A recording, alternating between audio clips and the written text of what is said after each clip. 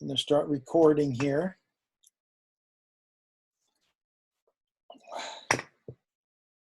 And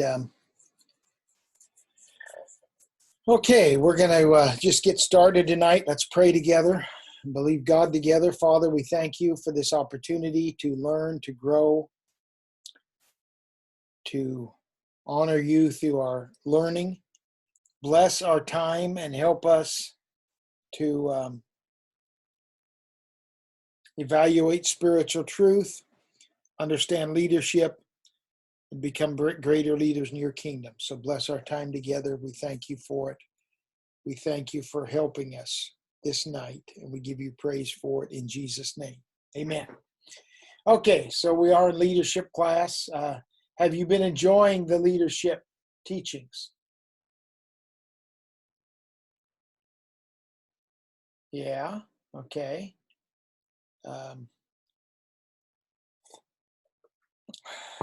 Good. So we're just going to continue. I'm going to get started right away. Maybe if we do, we can cut out a little early tonight. Not sure. We'll have to see how it goes. Because I want to be sure and get through all of these. But we're on number 11 at this point, which is the law of the inner circle.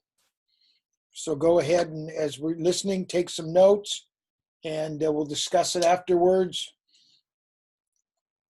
I'd like for each person to quickly share something from this one at the end of the teaching, so we can something that spoke to you. So let's just go ahead and start number 11, the law of the inner circle. It is with great joy that I spend a few hours with you teaching you the 21 irrefutable laws of leadership. And I welcome every one of you here today because this lecture has potential to help you to become a better leader, to change your life. And somebody asked me recently, they said, John, how long did it take you to write the book, The 21 Irrefutable Laws of Leadership? And I know I shocked them because I looked at him and said, about 20 years. Now, people know I'm slow, but that's really slow. What I was really saying to them is a book like The 21 Irrefutable Laws of Leadership has to be birthed with a lot of experience. In other words, there are some books. I think it started on the wrong one. Let's try this. The law There we go. of the inner circle. Number 11 is the law of the inner circle. And the law of the inner circle says a leader's potential is determined by those closest to him. Dr. Cook, can you screen share? Potential is going to be determined by those closest to me. Teddy Roosevelt said in your notes, the best executive is one who has the sense enough to pick good men to do what he wants done and self-restraint enough to keep from meddling while they do it. Lou Holtz, who's a good buddy, one time said, John, here's the way it works in coaching football. If you've got a bad coach but a good players, you'll have a losing season. He said, if you have a good coach and bad players, you'll have a losing season. But he said, if you have a good coach and good players, you'll have a winning season. And said, John, remember, it takes a good coach. In other words, it takes a good leader, and it takes good players. And a good leader is no substitute for a bunch of bad players. And a bunch of good players are no substitute for a bad leader. You got to have them both. Now, the law of the inner circle is one that I'm very passionate about. I want to do a good job sharing this law with you. You see, I was 40 years of age, kind of not having a midlife crisis. I didn't have one. I didn't really have time for one. But I was 40 years of age, and I began to ask myself this question. Why is it that I'm not achieving all that I want to achieve? I got in a couple of days of really kind of melancholy. I was a little bit frustrated. The reason I was so frustrated was because I just hadn't hit all of my goals. And when I began to ask myself why I didn't hit my goals, I looked at myself and I knew I was very disciplined. I worked hard.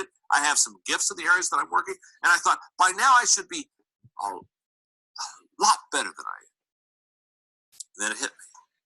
The reason I wasn't hitting all my goals was because I didn't have a good team around me. That's when the law of inner circle really came to me. I formed this law at the age of 40 because all of a sudden I realized that if I was going to really reach my potential, I was going to have to reach my potential with people. Now, when I wrote the book, The 17 Laws of Teamwork, the first law, the law of teamwork, is the law of significance. And the law of significance says one is too small of a number to achieve greatness. It's a great law. In other words, you can't do anything significant by yourself. So therefore, if you're one of these kind of people that likes being a self-made man, so once in a while people say, I'm a self-made man. They want me to congratulate them. I always look at them and say, oh, that's too bad. I hate to hear that. Because if you've made everything yourself, you haven't made much.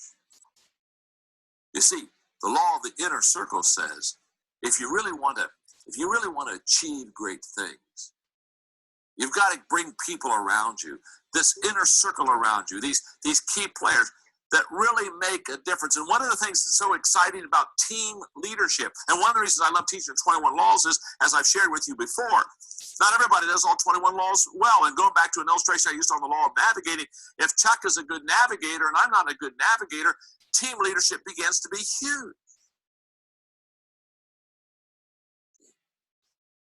And what I need to do is I need to understand each one of my players and what their strengths are. And if this truly is my team, if this is my team, I'm going to tell you right now, this team is going to make me or they're going to break me. Isn't that true? Think about the people closest to you right now. They're either your greatest asset or your biggest liability.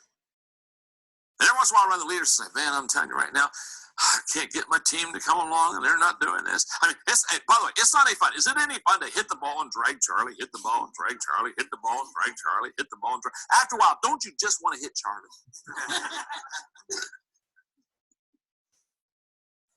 Again, in the laws of teamwork, in the 17 laws of teamwork, one of the laws is the law of the chain. And the law of the chain says that the weakest link determines the strength of your team. You've got to have a team around you. You've got to have an inner circle. And the question I would ask you is a very simple question. Look at the 5 or 7. I'm not talking about everybody in your organization. I'm talking about everybody in your department. But look at the 5 or 6 key people. And ask yourself a very valid question. Are these people adding value to me? Or are they pulling me down? This is huge. Are they an asset? Or are they a liability? I've often said to your inner circle, they carry around the company, they carry around 2 buckets. One has water and one has gasoline. And a little fire problem, a spark of contention breaks out in your organization, your department or something, and they run over and they got these 2 buckets, one with water, one with gasoline. And how they use those buckets determine what kind of a problem you have when they're done with it. That's right. I mean, a lot of them, they'll take that fire, that water, and put it on that fire, and it all smolders out. It's a little puff of smoke, and it's nothing. And you get done, you say, oh, my goodness, that was no big deal. Or haven't you had people in your inner circle? They took that bucket of gasoline, and they saw this little spark of fire. They threw that bucket of gasoline on, and when they got done, the city fire department was out. I've seen it happen many, many times. I would say this about your success as a leader. Your ability to have a good inner circle around you and your ability to train them and develop them is absolutely essential to your success. So let me share with you some inner circle commitments that you need to make. Let me share with you some commitments that you need to make as a leader to get your inner circle to where it needs to be. First of all, I would make this inner circle commitment to team leadership. No longer become or be the Lone Ranger. Say, I'm going to lead, but I'm going to lead with people. I'm not going to just lead people. I'm going to lead with people. I'm going to develop me a leadership team. And remember, as you develop your leadership team, as you develop your inner circle, they're not there to compete with you. They're there to complete you.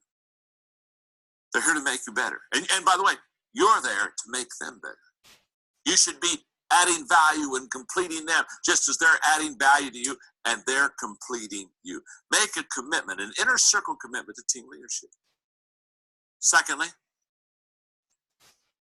Evaluate your leadership team. Since the inner circle makes or breaks you, be honest in your evaluation of them. Look at them realistically. Assess them. Hold them accountable.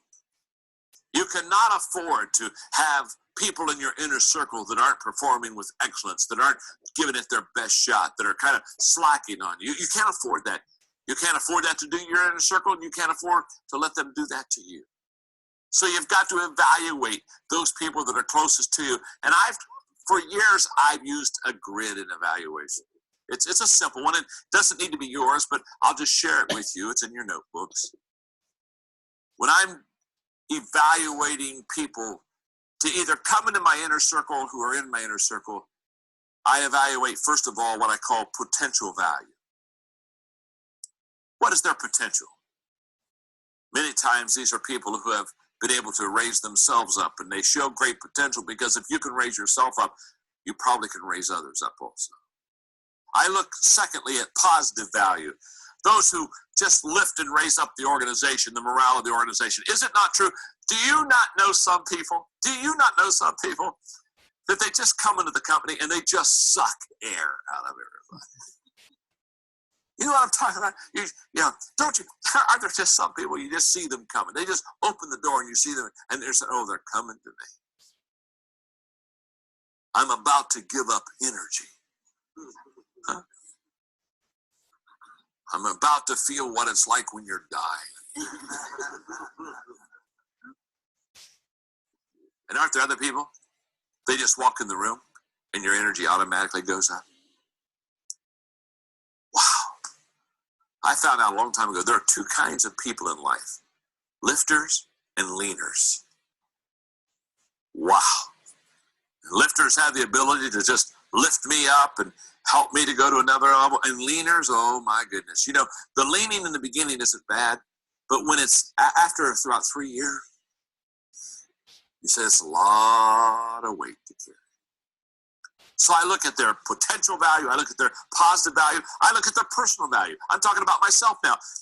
I'm looking at what personal value are they to me. Can I look at their life and say, here is how my leadership is enriched because they are part of my life? I look fourthly at production value. Do they have the ability to raise up others? Do they have the ability to produce?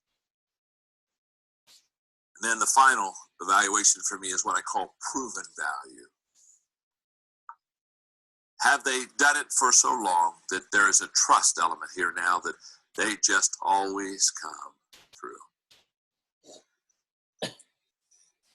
I'm getting ready for a big assignment, and so yesterday I sat down with my assistant, Linda Eggers, and I kind of shared with her what I needed her to do. In fact, she's doing it right now in her office because it's a large assignment for a group of business people that I'm going to meet with for the next 2 days.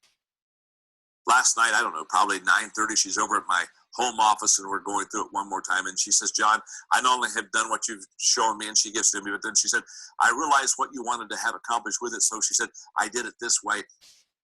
And she just took what I had given her to a whole new level. And I said, Linda, one more time. You just make me better than I am. One more time, Linda. One more time. As so many times, you've taken what I've given you, and you just made it better.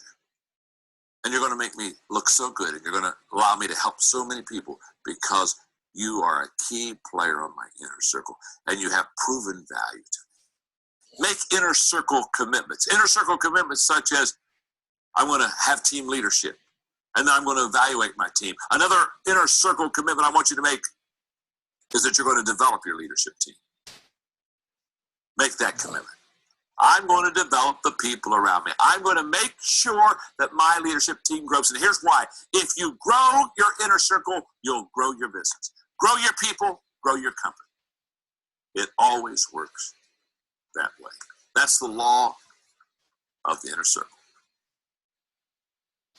Okay, law of the inner circle. What's a thought? Sierra said, as a leader, both you and your team have to be strong. As a leader, it's also your responsibility to make sure your team is trained. Yeah, you got to train them. It's about building people, training people. Someone else. What's another thought?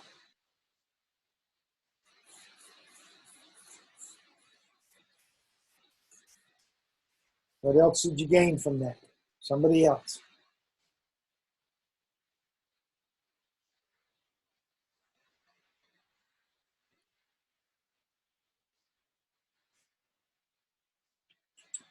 How about the concept that you have to have the right people in your inner circle?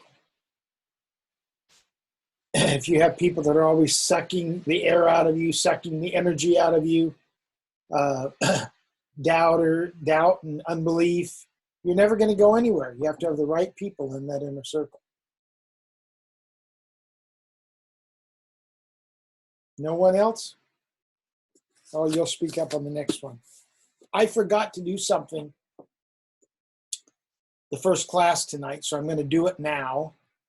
And I want to take a little poll, okay? And I'm hoping by taking this poll, I got what, 5 people in here? Right now, I won't have 3 and 2 or something.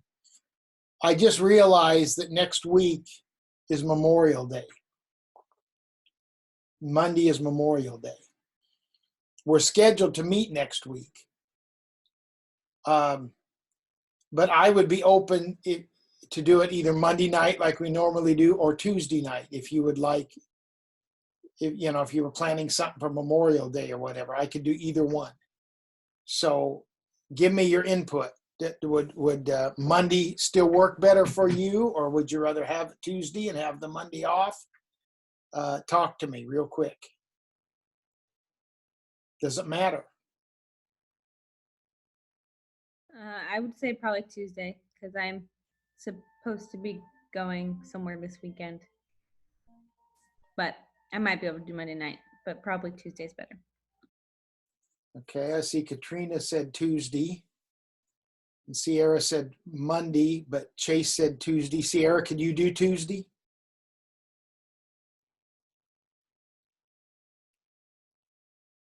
Okay, Dev, you're okay with Tuesday? Okay, let's make it Tuesday then. And I'll put that in the email also because a couple of the people aren't here. But we'll do it Tuesday next week. And that way you can have the whole day Monday off, and especially if you're going somewhere or something. So my wife happened to remember that. So you can thank her for that, okay? So next week we'll meet on Tuesday. Okay, let's go to the next one, which is the law of empowerment. The law of empowerment. Good stuff. Good material. Law number 12. The law of empowerment. And the law of empowerment says only secure leaders give power to others. Only secure leaders give power to others. In your notes, the people's capacity to achieve is determined by their leaders' willingness and ability to empower. Let me illustrate. Every year, I spend time with my nonprofit organization, Equip, traveling internationally. And as I travel to many countries, I teach thousands upon thousands of leaders. What I have noticed, especially in developing countries around the world, is I've noticed that the person in power, the person that has a leadership position, instead of empowering others, and instead of sharing with others, and instead of including others and developing a leadership team, the person in a leadership position, instead of raising up people, in developing countries most often, they try to push down people. Let me illustrate. Come on up here for a moment. My name's John. What's your name? David, come on up here beside me. Let me just illustrate this with David. By the way, David, I wanted to pick out somebody good looking. I'm gonna sit down. No. No. I just looked at us. I got to get a good looking guy for this. Okay, now watch this, David. What I found is too many leaders, and by the way, I don't stop here, but not only in developing countries, in America, I see this happen all the time. Leaders who have power and have position, taking somebody like David. Let's say I'm the leader, I got the power, I got the position. Here's what I see happening all the time, where we take them and we try to push them down. Okay, come on, David, cooperate. I'm sorry. David's theme song is "I Shall Not Be Moved." So these leaders, they push them down. You follow me? And their whole thing is, I gotta keep pushing my people down. I gotta push them down. By the way, have you noticed something? While I'm pushing David down, what's happening to me? I'm going down with him. That's the way it always works, friend. Listen, if you're a leader and you push people down, you just go down with them. It's only a matter of time. Just as if I take David and I start developing him and I say, I'm going to lift him up and I'm going to get him up to a higher level. Now, notice now what happened? When I start lifting David up, what happens? I go up with him. Here's what I want you to understand as a leader. You either go up with your people or you go down with your people. And this idea of somehow I'm going to protect my position, I'm going to push people down. What we don't realize is it eventually is our downfall also. Right. By the way, thanks, David. You did a great job, didn't he? Huh? Give him a hand. He did a great job. Okay, now. David, you and I have been practicing that for months, and boy, it worked out really well. So you ask yourself the question. I ask myself this question all the time. Again, when I travel and I see this happening in other countries, I ask myself, why is it that the leader insists on somehow being way above his or her people and always is trying to kind of keep everybody, I don't know, they have this kind of like, the best way I explain, almost like a king of the hill mentality. I got to be on top. Why is it that people fail to empower people and give them the energy and the permission and the environment that will help them to be growing and be great leaders themselves? I think there are several reasons we need to discuss quickly. One of the reasons I think we fail as leaders to empower others is insecurity. You show me an insecure leader and I'll show you somebody that will never empower anybody. In fact, let me tell you what's never happened. An insecure leader has never empowered anyone. That's right. Because they're too insecure. They're afraid that somebody else will get their job. What happens if I give somebody a little bit of empowerment and they do a better job than me? Whoa. And that insecurity constantly causes leaders to keep pushing people down. Let me just say this, then I'll move on real quickly because I'll start to show my bias and I don't want to do that. One of the worst days of your life is to be in any organization where you have to follow an insecure leader. Trust me. It's like walking handcuffed through a landmine. It's only a matter of time till they'll blow you and them up together. Insecurity. Insecure leaders do not empower other people. Another reason I think we fail to empower others is a desire for job security. I do know people who I don't think they're insecure, they just want to keep their job. They say, well, I don't know if I want to train and empower somebody, they may take my job away from me. Now, what I've always taught, especially in my inner circle, who I've taught all to be leaders, I've always told them it's their job to work themselves out of a job. My thing is equip and train people to take your job. And let me tell you something. If you equip somebody to take your job and you train them, here's the way this works. If you work your way out of a job, I'll give you another one. I've had key inner circle members that have had 7 or 8 positions in a period of maybe 13, 14 years with me. I mean, they've gone from this one to another because they train and empower and then they've done that, so they don't need to run that, so they go over and run another area. I have a wonderful friend of mine who's been with me for over 20 years, Dan Robin. Little of that man, I bet you he has worked himself out of at least a dozen jobs in 20 plus years of being with me. You know what I say to my staff is, you work yourself out of a job, I'll give you another one. In fact, here's the way it works with me. If you can't work yourself out of a job,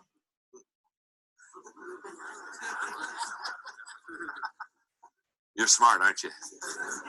I'll take the one away from you. You'll lose the job if you can't train someone else to do the job.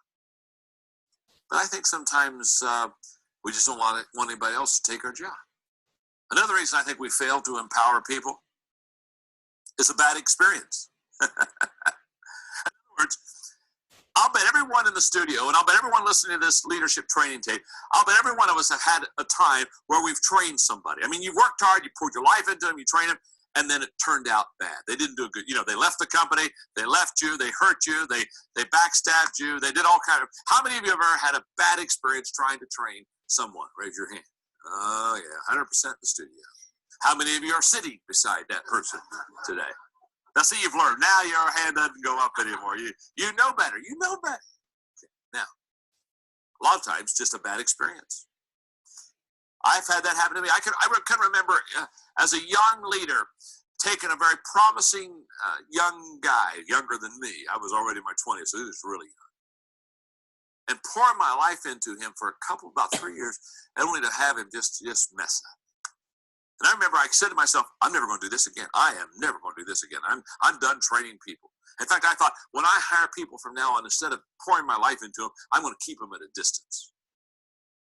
And for the next 6 months, when I brought a couple people on my staff, I kept at a distance. And one day I realized that if you don't allow a person to get close to you, if you don't pour your life into them, the good news is they probably won't hurt you. But the bad news is they'll never help you.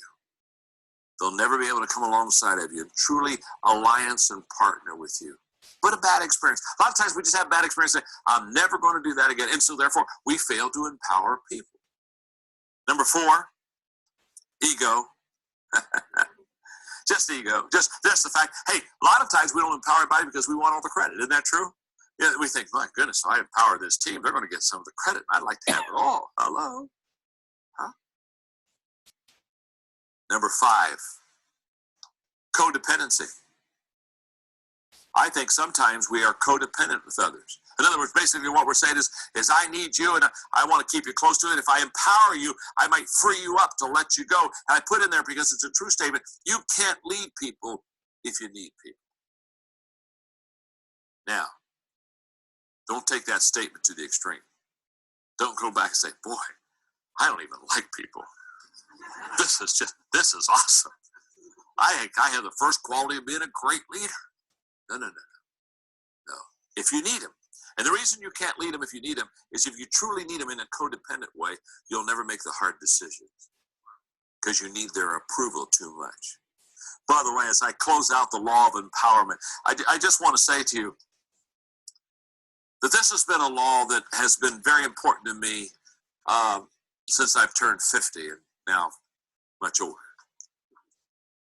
I've come to the conclusion for me, now this is just for me, that my greatest joy and my greatest fulfillment is in adding value to others. And I can say at this stage of my life, other people's success brings me more joy than my own success. And I don't mean that wrong because I still like to hit the ball out of the park. And every once in a while I get the chance to hit the ball out of the park. But to train and teach someone else to do that, it's a greater joy. You know what? I kind of know what I can do. But when I pour my life into others and I see what they can do, it begins to compound as far as the return. It begins to, instead of to add, it begins to multiply. And so I kind of close this law by saying that I have found that adding value to people is very important to me. And I basically try to guide my life so that every day I can positively take people to another level. And I found 3 things about adding value to people that is just absolutely huge. And the first thing I found about adding value to people is this, that you can only add value to people if you truly value people. If I don't value you as a leader, I'll manipulate you instead of motivate you. And it's never right. So the only way that I can ever add value to you is truly value you. And secondly, I only can add value to people when I know and relate to what they value.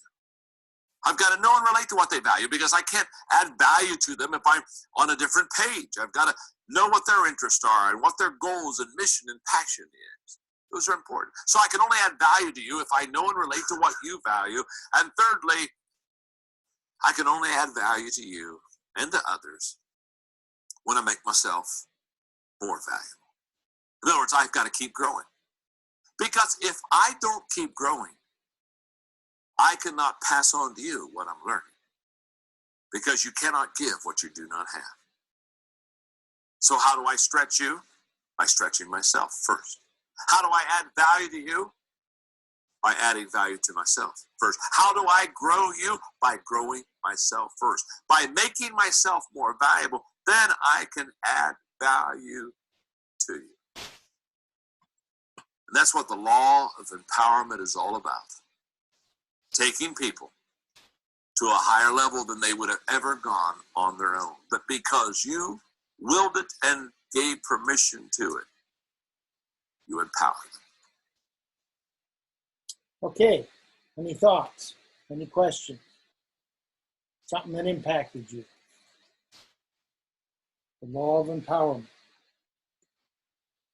I think the first example that he gave when he called the guy up and was pushing him down, and then when he started to stand up, the guy came up with him. I think that was a great example of that, because that's exactly what happens is as soon as we start to put somebody down, or we look at things through a negative perspective, that becomes the morale around, say, the office, if that's what it is, or the environment. But if in an environment we stay positive and we're uplifting the people around us, even in a situation that may be negative, it will bring the morale and the happiness of people up, because you're being positive through that situation. Yeah, very good. Katrina said, insecure leaders don't empower. This heart checked me. What insecurities do I have that can block me from empowering my team? That experience, reason, was definitely my experience and affected my confidence and exposed the pride I had in my youth pastoring days. Yeah, very true. Insecure leaders. How about the last thing he was dealing with? I want to focus on that. Reasons that we fail to empower: insecurity, job security, a bad experience, ego, and codependency. Those are all very large reasons why we don't empower people. But I think what I want to focus on was what he was dealing with in the last, and that was, if you really value people and you really want to add value to people, now get this, you have to invest in yourself. And there's a couple reasons you need to invest in yourself. One is you're worth it. And the second is, if you don't invest in yourself, you have nothing to invest in others. If you don't value yourself, you have no value to give to others. If you don't grow yourself, you can't grow others. So it's imperative that we invest in our own growth, invest in our own self in order to become better people, so that therefore we can then invest in others. And I think sometimes people think that that's selfish. Well, I shouldn't spend on myself. I shouldn't invest in myself. And it is selfish if you're just investing in yourself for you. But if you're investing in yourself for the kingdom and you're investing in yourself for others, then it takes the selfishness out of it.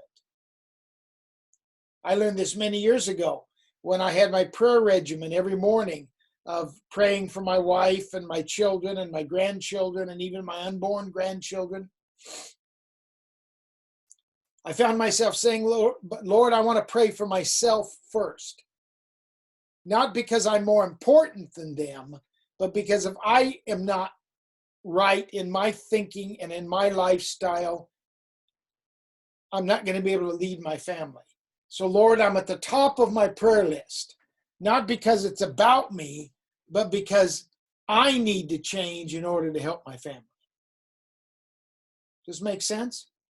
In order to help the church. So never feel guilty about investing in yourself. He didn't really develop that, but to some people who understood it, that's what he was developing there at the end. Any other thoughts or questions, comments? Okay, let's go to number 13, the law of reproduction. Law number 13, law of reproduction.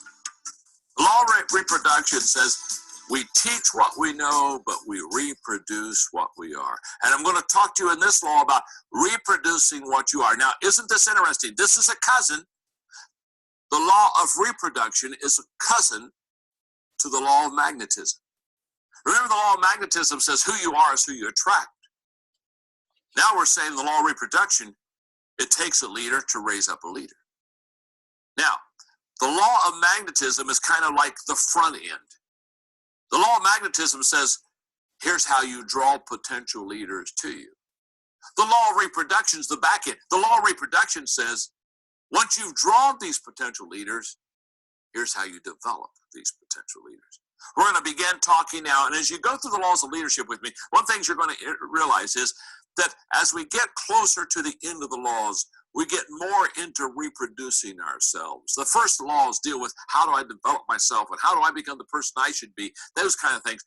And then we begin to shift from me as a leader to how effective I am as a leader to reproduce other people within my life.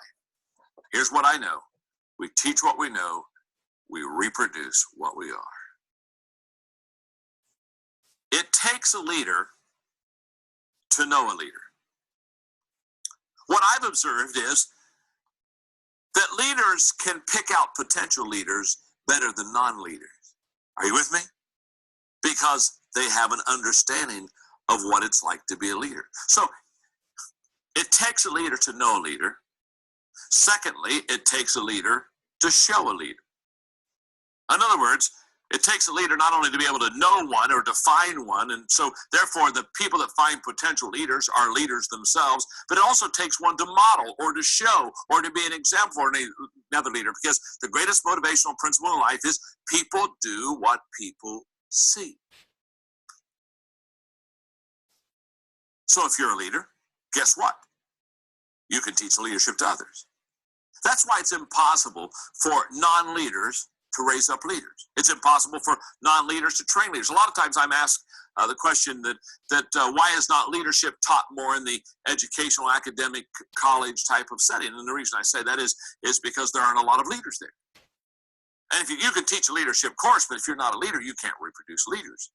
It takes one to know one. It takes one to show one. And finally, it takes one to grow one. How do you grow potential leaders? By being one yourself. People do what people see. So in this law, I want to talk to you about reproducing leaders. I did a survey about 2 years ago that was very important. I was doing leadership conferences, and I asked leaders all over the country, I asked them this question. I said, what's the number one influence on your leadership life? In other words, if you could go back and say, I am a leader because, and fill out the blank, what would you say?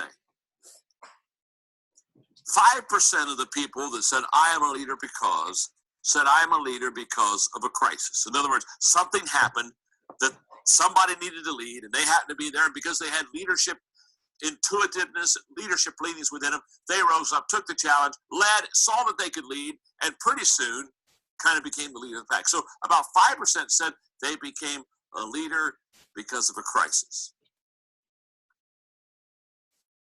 10% said they became a leader because they had what they called natural leadership gifts.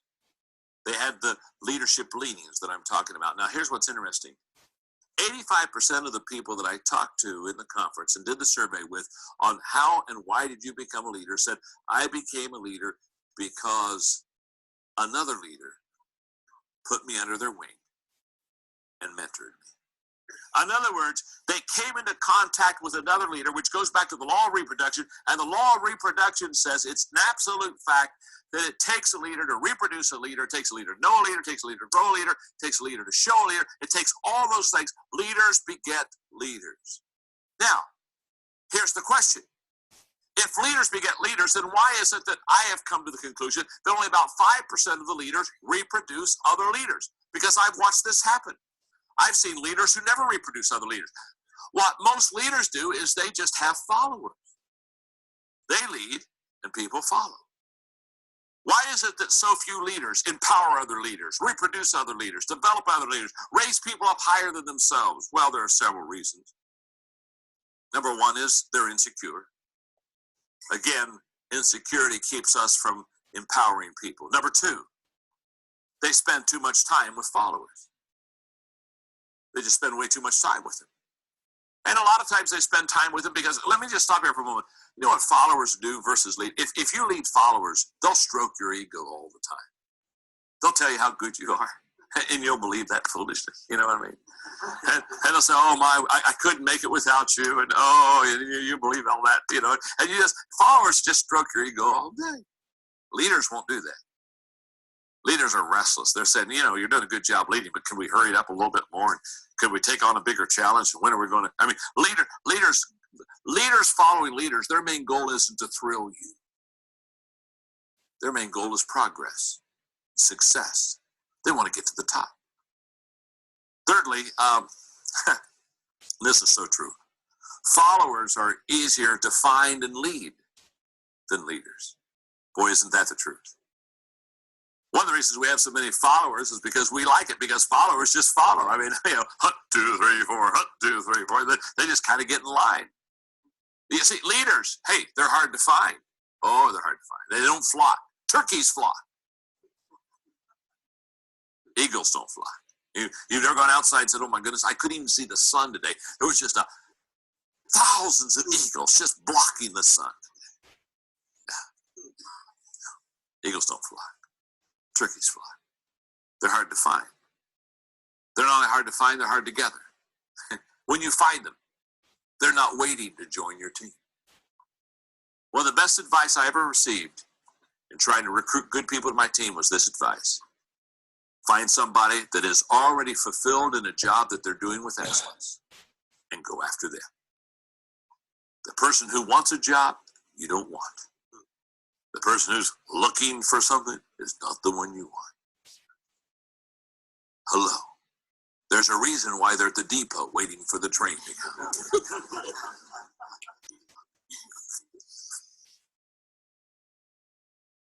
Being available is not a qualification. So they're hard to find. When I say they're hard to gather, because you know, when you ask a leader to join your team, they don't just say, oh, thank God, I've been waiting for a team to join. No, they ask questions. They say, where are you going? How long are you going to be there? What's it cost? Can I drive?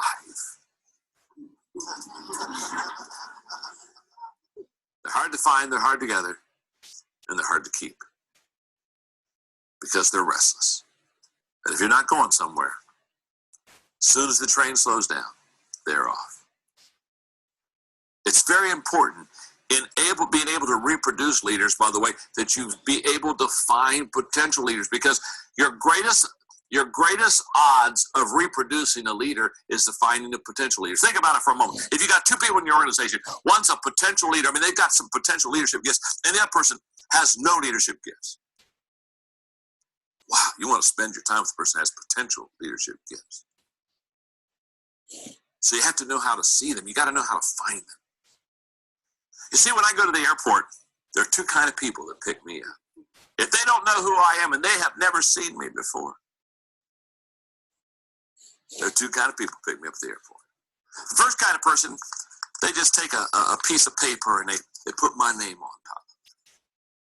And they stand somewhere where, you know, where you deploy. They're standing over there on the other side of the hallway, and they got my name in the air. And they're just hoping I see their name. They just got, you know, they're talking to their buddy. They got their name in the air. The other day I was at the airport. Somebody said they had a name in the air. I didn't see my name in the air. I passed them, went right on to the hotel without them. They panicked, called me an hour later. Oh, you're here? Oh, thank God you're here. See, if all you do is stick a leader's name in the air and hope, you miss a lot of leaders. But there's another way to find leaders. Some people, when they come to the airport, they have one of my books. And they go to the back of the book, and it's got my picture. Hopefully, it's a newer book. And they've got my picture. And you know what? They're by the line where the people are playing, and they got this picture of me. And they know what I look like because they got my picture. And everybody comes on playing their this number.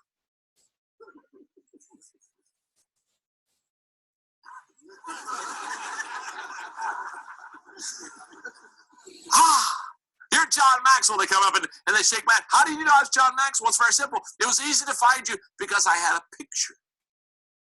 of what you look like. That's huge. You see, if you have a picture of what a leader looks like, you can find potential leaders. If you can find potential leaders, you increase your odds of reproducing potential leaders. Number 4, sometimes we don't develop other leaders because they fail to recognize the value of developing leaders. They've never realized the compounding value that if you develop leaders, you grow your company, your profit, your bottom line is bigger. Everything wins when you have leaders in your organization. Number 5, leadership has been viewed many times as a competitive effort and not a cooperative one. So many times we've looked at people and thought of them as competitors. And you know where I think we got that? I don't know, this is just me. I think we got that from when we were kids. How many of you when you were kids played the game Follow the Leader? Boy, I played that game. And you know what the goal of the leader was? The goal of the leader was to do things that the followers couldn't do so that the leader could stay the leader. So I grew up in a culture that said, if you're really good, people will never be as good as you. And therefore, you get a lead. And so therefore, I protected leadership by being able to do things that others couldn't do. And I think it puts within us a competitive nature that we don't even understand. And as we grow up, we carry that over into even the corporate world in our life of saying, I still got to be able to do things that other people can't do, so I'll establish myself as the leader. The 14th law of leadership. Okay, let's talk about that. There's some good stuff there. Who'd like to share something that you engaged on the law of reproduction? I really like the last point he made about it being competitive, it being portrayed as competitive and not cooperative. Because, and that's something that I struggle with myself, is because I'm a competitive person. So I'm always trying to get ahead. And for me, a lot of times I see stuff like that as a competition, and I'm trying to get ahead. But instead of bringing the team with me and bringing the people with me, I try to get ahead of them to basically win the competition instead of bring everybody with and win as a team. Yeah, very good.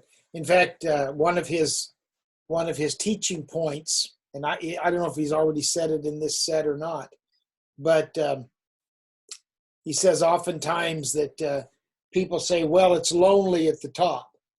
In other words, when you're the leader, it's lonely because you don't have a lot of people to connect with. And he said, a leader never said that, because a leader takes people to the top with them. Okay. They take people to the top with them. Katrina said people do what people see. Basic principle, but at times it's always forgotten. Very true. Anyone else?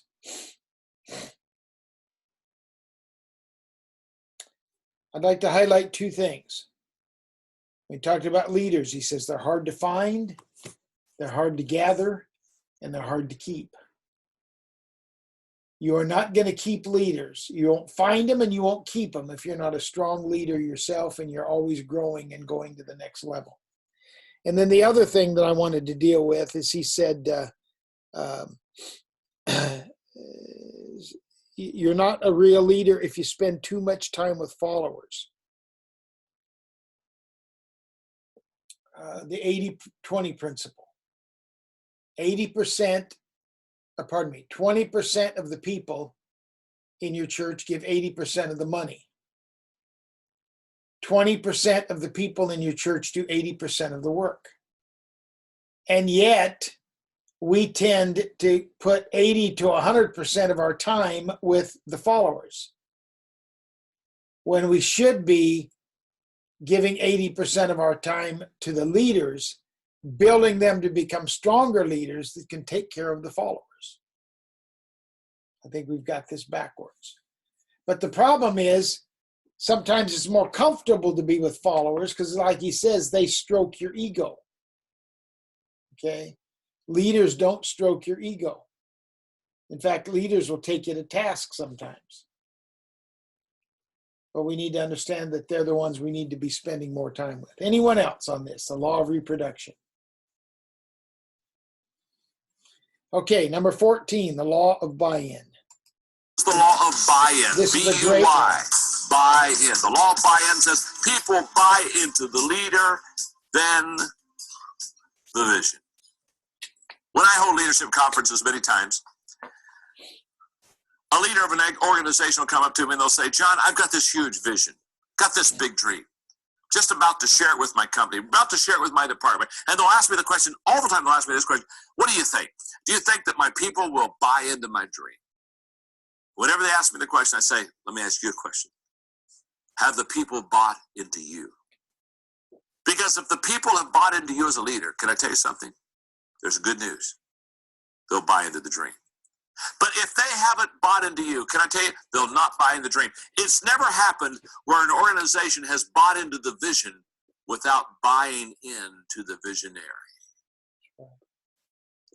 So the first thing that you sell is not your dream.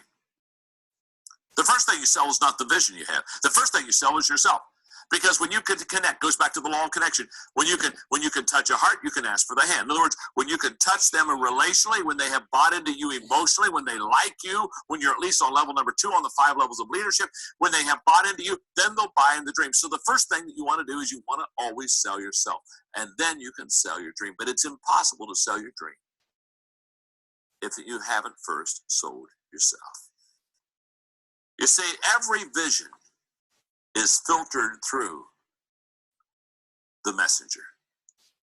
So therefore, when I hear a vision or when I have a dream presented to me as a leader, it's an absolute fact that every one of those dreams and visions are filtered through who gives a dream and who shares the vision. I've often said it this way. The leader finds the dream and then the people. That's the way it works. As a leader, I have a vision or I dream, and I got this vision dream, and I say, okay, I got to go find some people to fulfill it because I can't do it all myself because it's a bigger dream than I have. So the leader finds the dream and then the people. The people find the leader and then the dream. Most people go throughout life without the dream or the vision. So they have to find the leader that has a dream or a vision that's compatible with them. But in staying long enough to find out what the leader's dream is and what the vision of that leader is and where that leader is taking them, they also realize, I've got to buy into this person. I've got to like them. If I'm going to take a journey with them, I've got to relate to them. I've got to connect with them. They have to like me. They have to believe in me. They have to relate and connect with me. So the law of buy-in is absolutely huge because what we have to understand is that our job as a leader isn't to sell the dream first. Our job as a leader is to sell ourselves first. And with the selling of ourselves and the connecting with people, they connect with the dream. Again, how do I take the vision from me to we? The law of buy-in. If they buy into you, it will soon be their vision, not just your vision. You know, there are some questions, therefore, that I have to ask as a leader. The question is not only do I have a clear vision, the question that I need to ask is, do I love my people? Do I enjoy being around them? Do I have a good relationship with them? Do they love me? Do they enjoy being around me? Is it a good time when we're together? Because the leader, again, understands in the law of buy-in, there has to be the human connection before you can take them to a higher level. What I want to do to make this lesson real practical for you is I have what I call the buy-in process that I want to give you. I want to share with you what is the process that helps people buy into you as a leader and then buy into your vision. Here's where it starts. Number one, the people see the problem. In other words, there's a need that people sense and feel and understand, and they say, oh my goodness, we have a need or we have a problem. That's the first step to the buy-in process. There's just what I call the obvious need or the obvious problem. Step one. Step two, the leader sees the problem and the potential. Now, that's what distinguishes the leader from the follower. The follower sees the problem. In fact, the follower is frustrated and basically has no answers and basically thinks that his or her hands are tied. And so they're frustrated with the problem, but the leader sees the problem, but the leader also sees the potential. That's what makes a leader. Remember, leaders are dealers in hope. Where most people see the dead end street, they see more than the dead end street. So, one is the obvious need that there's a problem. Secondly, there's a leader who sees not only the problem, but the potential. Third, the leader has a plan. Now, this plan usually is a vision, but it's a plan. They not only see the problem, but they've got a plan on how to fix it. And in seeing this problem and seeing this plan how to fix it, remember, now they are beginning to be what I call tangible dealers in hope. It's one thing just to get up and say, it's going to be a better day. It's another thing to get up and say, it's going to be a better day, and here's why, and lay out a plan. One statement gives people hope for the moment. The second statement energizes and empowers them for the long run. So, there's a problem that's obvious. There's a leader who sees the problem, but also sees the potential. And that same leader, thirdly, develops a plan of how this problem can be solved. Number 4, the leader believes in the people. As we studied in the law of buy-in, that you have to buy into the people before you buy into the vision. And by the way, that's two ways. The people have to buy into the leader before they buy into the vision, and the leader has to buy into the people before he or she can get them to buy into the vision. There's a buy-in on both sides. So this leader not only sees the problem, sees the potential, has the plan, but has bought into the people, which brings us to step number 5. The leader believes in the future. Not only does the leader believe in the people, the leader believes in the future, and basically, again, has great expectation of what tomorrow will bring. Step number 6. The leader shares this belief with the people.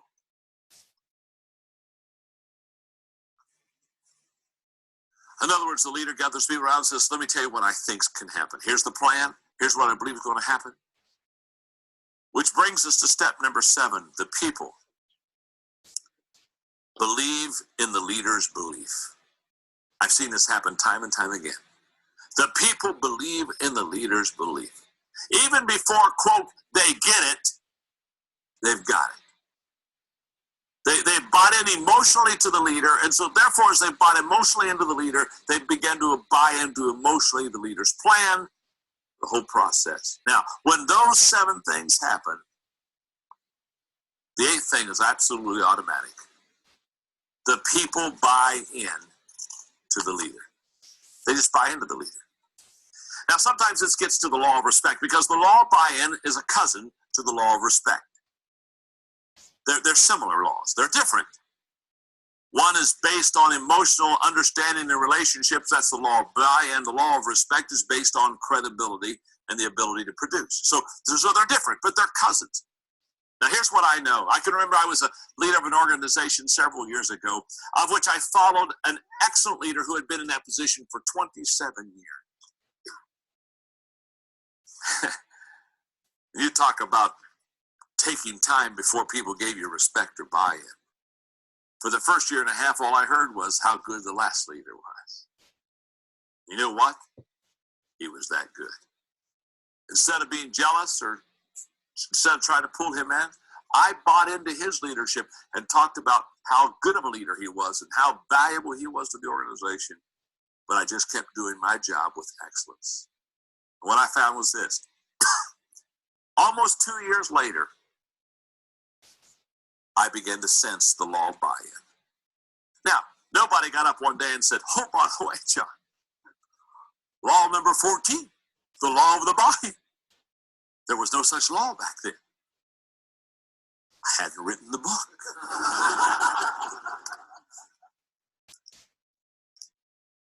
But I knew they began to buy into me.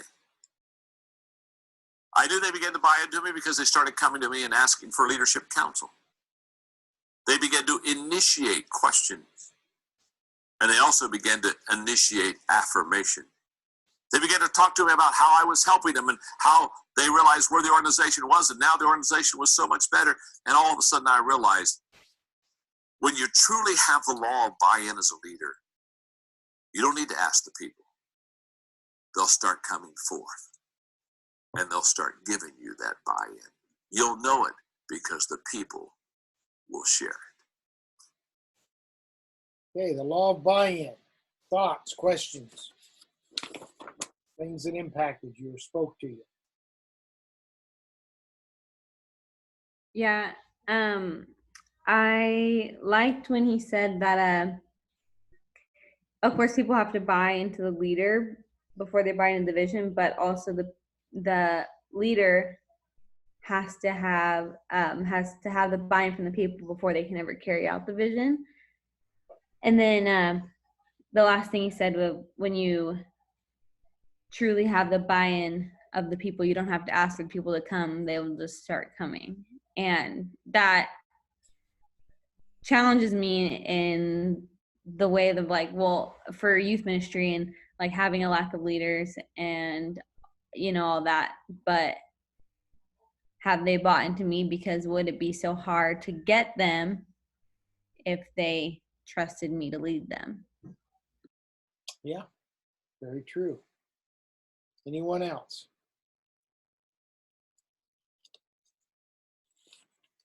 People buy into the leader, then the vision.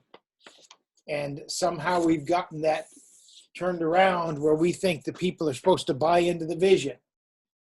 And they're never going to buy into the vision if they can't buy into you. And you have to give them a reason to buy into you. Okay. Number 15.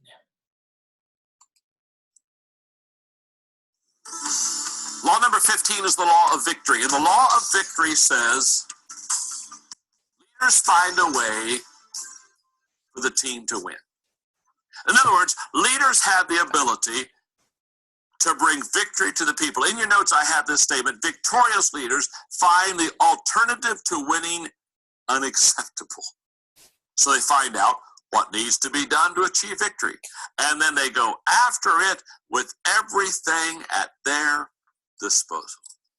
Now, if you'll let me just use a sports illustration just for a second. The classic example of somebody that understood the law of victory was Michael Jordan.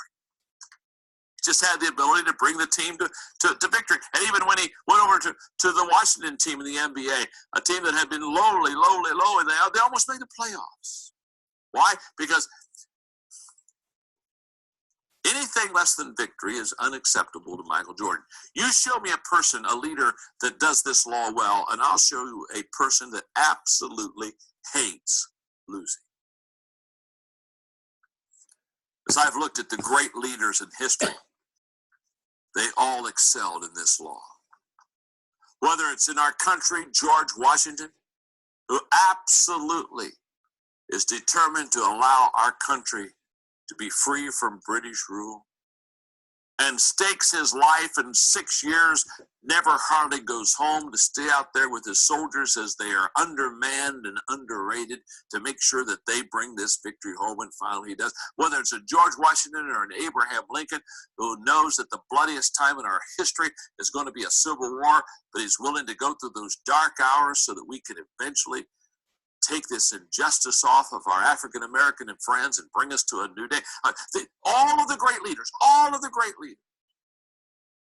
understand and bring forth the law of victory. Perhaps my favorite leader of all is the leader of England, Winston Churchill, during World War II, who absolutely refused to allow the Nazis to gain control of Europe. And in the darkest hours spoke great words of victory to his people. I love the statement I have in your notes about him. Winston Churchill asked the question, what is our aim? I answer in one word: victory. Victory at all costs, victory in spite of all terror, victory however long and hard the road may be, for without victory there is no survival.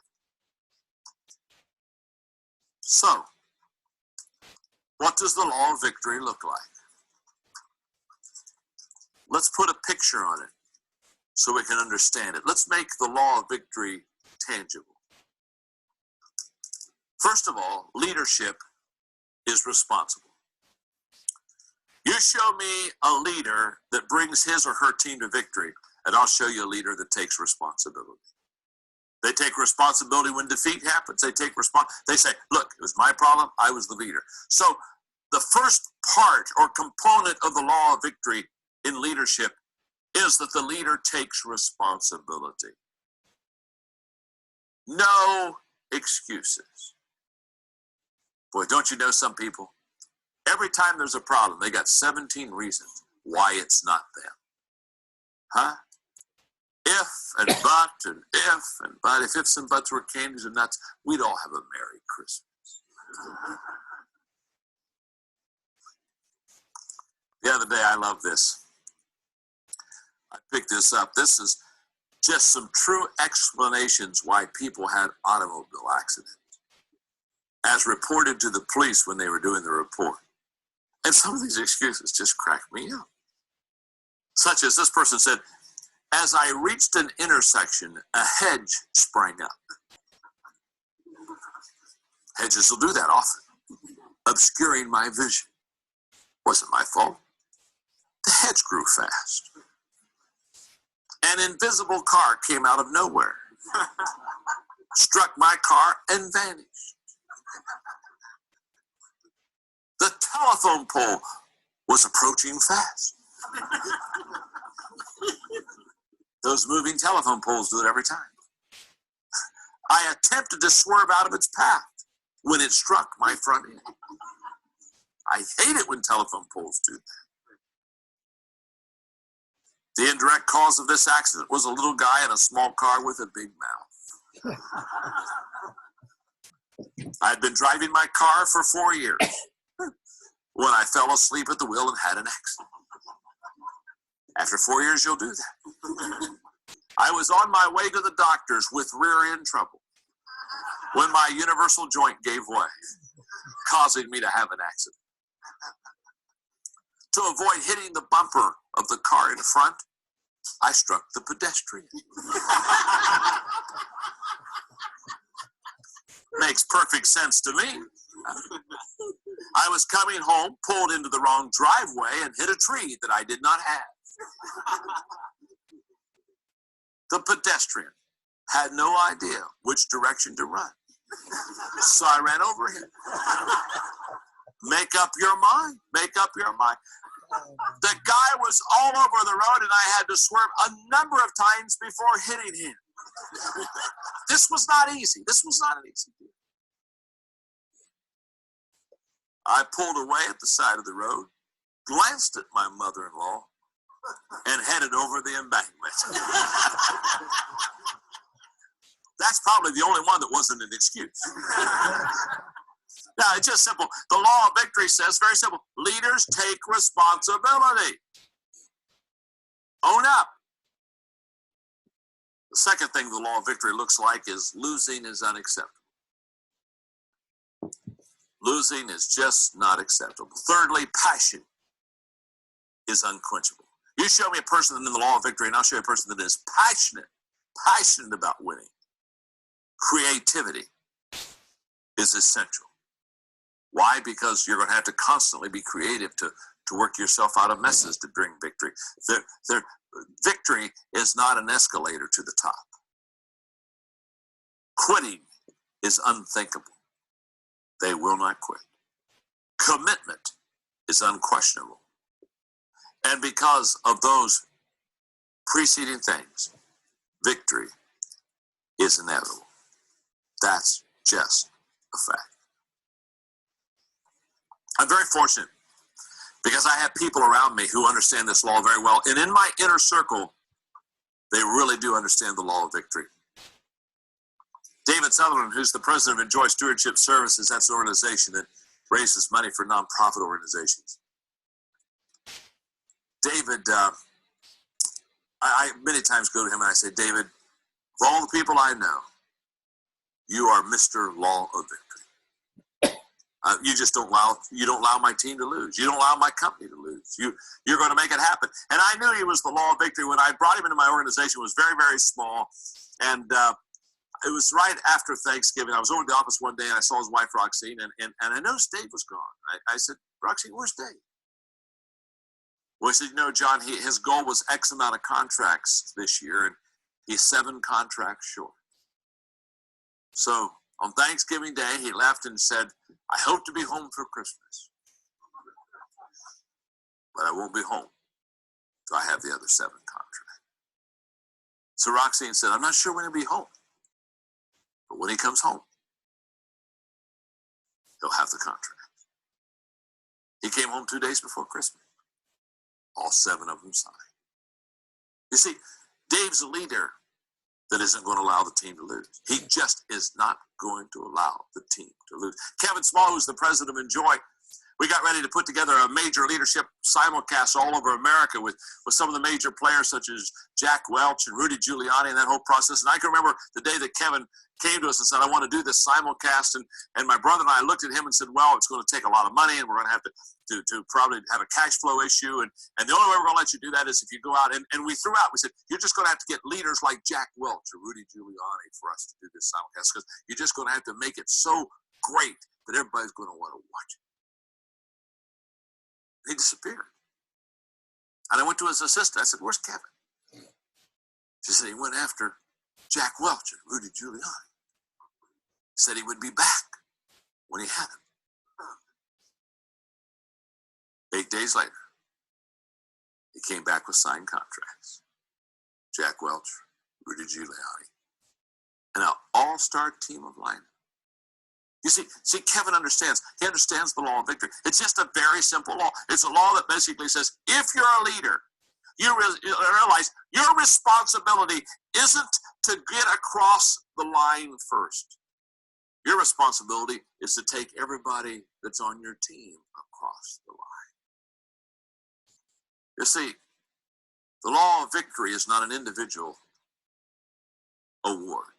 The law of victory is not an individual trophy. It basically says, because you got across the line and helped everybody else get across the line, you took everybody on your team to a higher level. The law of victory says, yes, you won, but so did all the players around you. The law of victory can probably be expressed best in the words of Bill Russell, who said after every basketball game with the Boston Celtics, which he led to many world championships, he said, after every game, I evaluate my game, not based on how well I played. I evaluate my game on how well the players around me played, because he said, my main job is to make them all just a little bit better. So the law of victory is not a single award for a single person doing a single job. No. You see, you're a leader. Leaders don't go to the top by themselves. Oh, they go to the top. But when they go to the top, they're like my friend Jim Winokur, who took 20 people to the top of Mount Everest. He said, the greatest joy is not getting there myself. Once I did it, I knew I could do it. Now the question is, can I bring victory to everybody else? That's the law of victory. Okay. Any thoughts? Any questions? Impactful statements.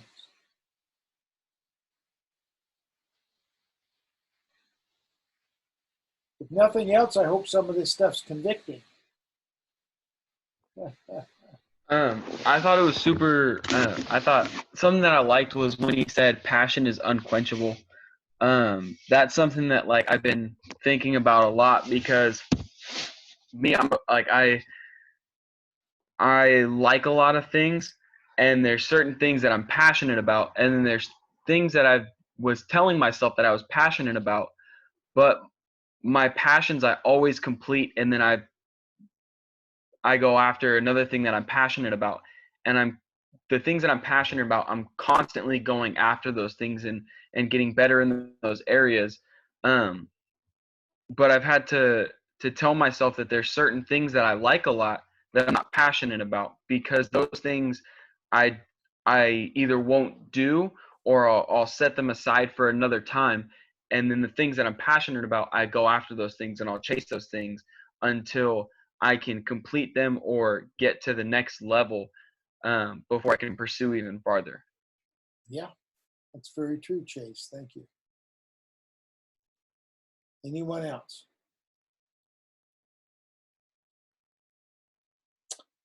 Okay, this next one is the last one we're going to do tonight. We're going to get out early, but because we're a little ahead of schedule. But remember, I told you that number 1 was my favorite, the law of the lid. If you don't get the law of the lid, you're not going to get the rest of them.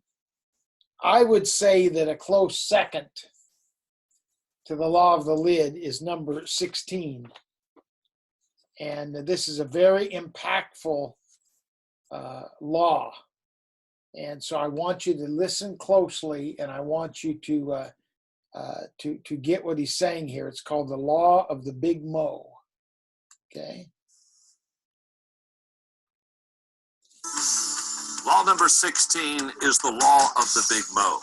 The law of the Big Mo says momentum is a leader's best friend. I have found this to be very true. In fact, with momentum, here's what I have found. With momentum, you can solve problems so much easier than if you don't have momentum.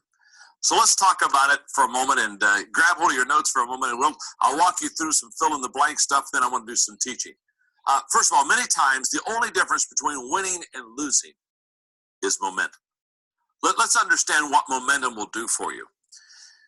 Just as the law of intuition gets a leader started quicker so that that leader can win the race, the law of momentum sustains the victory longer.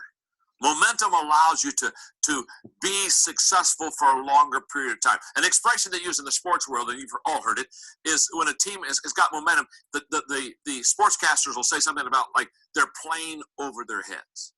What's it mean when they say they're playing over their heads? What it really means is they've got momentum going for them. And when they got momentum going for them, things began to turn out great. And here's why. In your notes, momentum is the great exaggerator. In other words, momentum takes what is and exaggerates it. Stay with me in your notes. Momentum makes leaders look better than they are. That's why I call it a leader's best friend. In other words, think about for a moment. Just stop for a moment. When you've got momentum, people think you're better than you really are. And isn't it fun to be a leader and have your people think you're really better than you really are? You know, and they're just saying, oh my goodness, what a leader. And you realize that you're not quite that good. Now, you don't want to stop the momentum and tell people that. But it's a great exaggeration. It makes the leader look better than he or she is. And momentum makes followers perform better than they are. It allows followers to perform more than. So what you always want to do is you always want to have momentum, because momentum is the leader's best friend. Now, let me just do the reverse for this for a moment. When you have no momentum, or you have negative momentum. Remember, Paul Harvey is the one who said, you can tell you're on the road to success. It's uphill all the way. So every once in a while I run to people and say, you know what? This is just great. We're just, it just seems like everything's coming automatically. Well, that means they're going downhill. And it's only a matter of time. Now, let me tell you something. When you lack momentum, just as positive momentum exaggerates things in a positive way, negative momentum exaggerates things in a negative way. So, no momentum makes leaders look worse than they are, and no momentum makes followers perform worse than they are. In other words, momentum is the great exaggerator. If you've got it, you look better than you really are. If you don't have it, you look worse than you really are. Now, what I want you to understand about momentum is this. With momentum, it takes less energy to solve problems. What discourages organizations more than anything else is problems. What discourages people more than anything else is problems. And so what happens is that when problems begin to bog you down, it seems like momentum begins to ebb. Now, the reason for that is the fact that the problem becomes bigger than the momentum instead of the momentum becoming bigger than the problem. So let me explain to you the difference. Here's the difference. What I have found in teaching leadership is this. Managers deal mostly with problems. That's just the nature of who management is. They deal a lot with problems. And nothing wrong with that, because you got to deal with problems. Where management deals with problems and works on problems, what I found is leaders, they work on momentum. Leaders know that if they can create momentum, many of the problems they have in their organization will be solved. Let me explain to you what I mean. Here we go. A A train going down the track, 55 miles an hour. I mean, that train's just coming. A train going down the track 55 miles an hour can crash through a 5-foot thick concrete wall, steel reinforced. It'll crash through that concrete wall and just keep on going. Why? Because it has momentum. It's moving down the tracks. A 5-foot thick concrete wall, steel reinforced, can't stop that train because it has momentum. That same train stopped dead on the track without any momentum at all. You can put a 1-inch block in front of the driving wheels, and that same train that could crash through a 5-foot thick concrete wall, steel reinforced, that same train with a 1-inch block in front of its driving wheels cannot even get started. This is a huge example of momentum. This works the same in companies. If you've got momentum in your company, you know what you can be doing if you've got momentum? You can smash through a 5-foot thick concrete wall, steel reinforced problem and keep on going. If you don't have momentum in your company, you know what happens? I can promise you, if you don't have momentum in your company, there could be a 1-inch problem and you can't even get started. That's why I tell people all the time, your problem is not your problem. In fact, the problem is, people think the problem is the problem. And the problem is not a problem, but because you think the problem is the problem, you work on a problem that's not a problem, and the problem wasn't a problem, now becomes a problem, not because it was a problem, but the problem is you didn't know the problem wasn't a problem, so the problem that wasn't a problem has become a problem because you didn't know the problem wasn't a problem. So now you have a problem that wasn't a problem that is now your problem because you didn't know the problem wasn't the problem.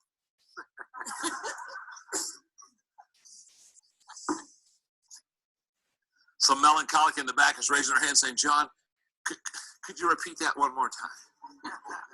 I didn't quite get all of it. Now, here's what I'm saying, very simple. You can either spend your life working on problems, or you can spend your life creating momentum. If you're going to be a leader, you're going to create momentum, I guarantee it. You're going to create momentum because you know that momentum will solve almost all of your problems. Here's the way this works. Momentum will solve your problems. But if you deal with problems, you'll never get momentum.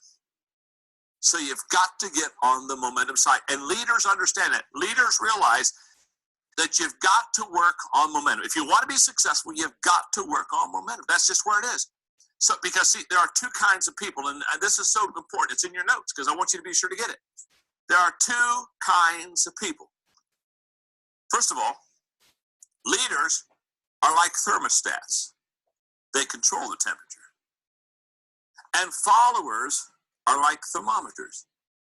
They record the temperature. And you got to ask yourself the question, am I going to set the temperature? Am I going to create momentum as a leader? Or am I basically going to go around and record what the temperature is like most followers? And this is a very important issue. So what I want to do is I want to talk to you about if momentum is so important because it helps solve most of the problems in the organization, how do I, as a leader, create momentum for my company? How do I create it for my department? How do I create it for my organization? How do you move the big mo? In the Laws of Teamwork book, one of the 17 laws of teamwork that I write about is the law of the big mo. I talk about morale. I talk about high morale. And you know what I say about high morale? When you're winning, nothing hurts. Isn't that the truth? Boy, you see a team winning, you don't see a team walking slowly off the football field. Oh, it was a rough game. No, they're jumping up and down. They're excited. You know why? Because they got the big mo. They've got momentum. When you're winning, nothing hurts. Can I tell you something? When you don't have momentum, it works like this. When you're losing, everything hurts. Isn't that the truth? So how do you move the big mo? How do you get it going? Number one, understand its value. Understand the value of momentum. As a leader, you've got to understand, and the best way I can explain it, if you'll let me use a sports analogy again, what happens to coaches? Well, let's say, for example, I'm coaching and my team is losing, and all of a sudden we've lost momentum, and the other team is pouring up, just pouring on the points. Okay, what do teams that are losing momentum? What's the coach do when the team starts losing momentum? Calls timeout. Now, why did the coach call timeout? Very simple. They realized that momentum is getting away from them. I wish every leader would understand what a coach understands. When you're losing momentum in your organization, call timeout. It's time to huddle. It's time to talk about the issues.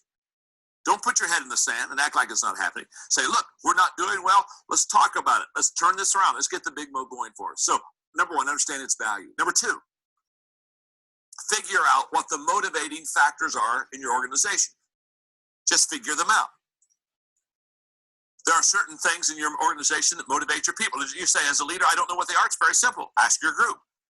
Get to your team. If this is my leadership team, I'm going to go down. I'm going to say, okay, let me ask you a question. What motivates you? What really gets you excited? What gives you energy? They're going to tell you. They'll tell you what motivates them. They'll tell you what momentum they need in their life to go forward. So figure out the motivating factors. Number three, remove the demotivating factors in your organization. Now, we just did the opposite. You're feeding in the motivating factors, the demotivating. For example, I may be talking to my team. And what's your name? John. I may be talking to my team and I say, okay, John, let me ask you a question, John.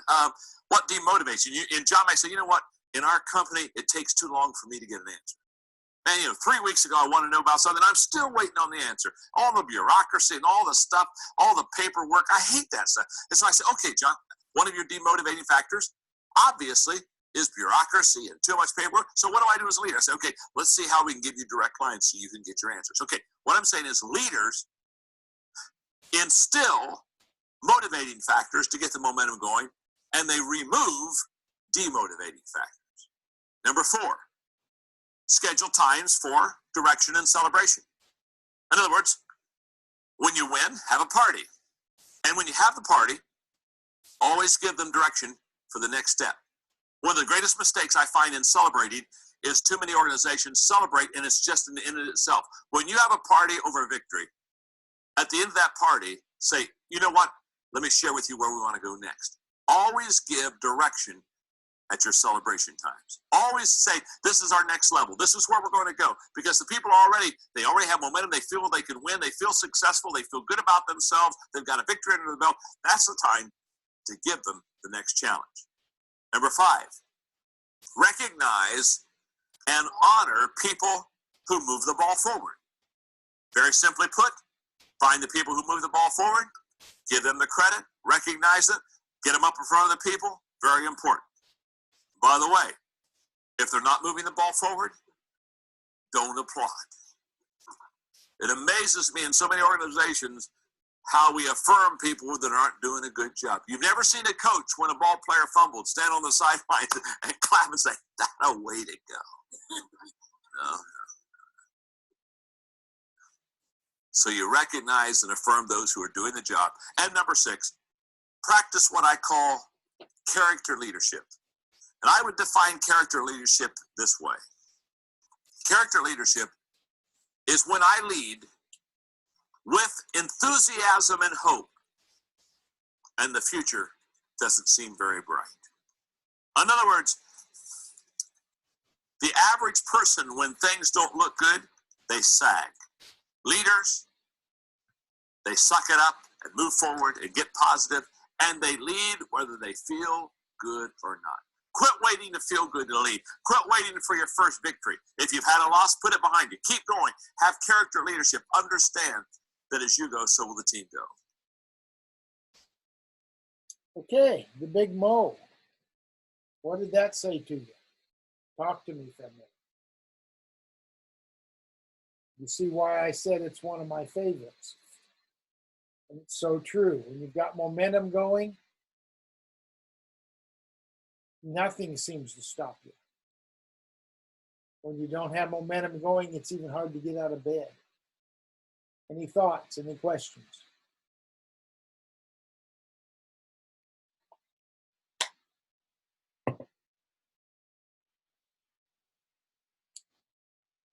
Okay, I think we're all tired tonight. We're going to call it a night. Good material. As I said, we'll meet again next Tuesday night instead of Monday. And I'll be sending out the email tomorrow sometime. So hope you got something tonight. Hope it was beneficial. What would Sierra say? I found that it's empowering for your people who don't always see the big picture. Very true. Many don't see the big picture. So very good. Okay, guys, we're done. God bless you.